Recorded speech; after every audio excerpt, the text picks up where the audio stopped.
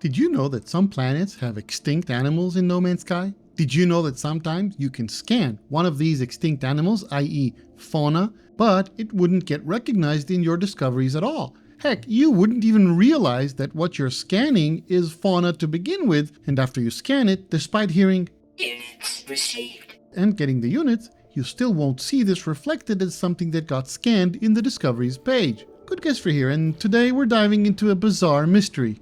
Let's get started.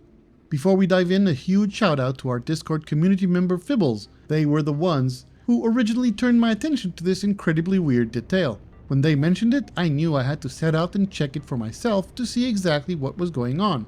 It turns out the developers over at Hello Games decided to pull a little trick, or you could say they decided to cheat a bit. They actually used the code for an extinct animal to create unique trees that you see growing on the new floating islands. I went out to test this and found out that Fibbles was absolutely right. If you land on any planet that generates floating islands, and you check the fauna section in your Discoveries tab, there will be exactly one extinct fauna listed there. And the crazy part, it shares the exact same name as the tree on those floating islands. When you point your analysis visor at one of these floating island trees, it looks like you are scanning unknown plant life. The scan completes, you hear the familiar units received, and you get the cash. But if you open your discoveries page right after, nothing has changed. It doesn't register as a new plant, and it absolutely does not count toward your total number of plants scanned. While investigating this, I actually stumbled onto a planet that had plenty of extinct fauna listed, not just one. Why does this happen?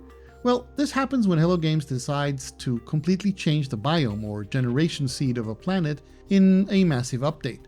If that planet had already been discovered by a player before the update rolled out, the game preserves the history by taking all the existing old fauna and marking them as extinct. So, can you use this to fast-track finding floating island planets?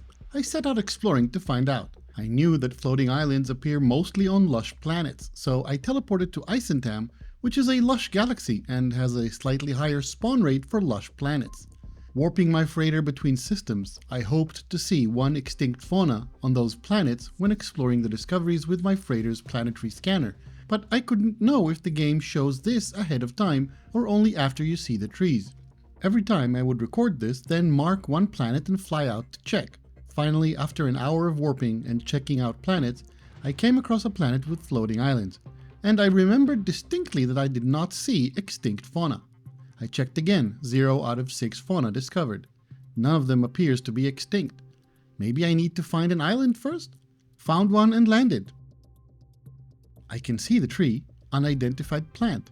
Opened discoveries again, still 0 of 6, no extinct fauna. I need to scan it. Scanned.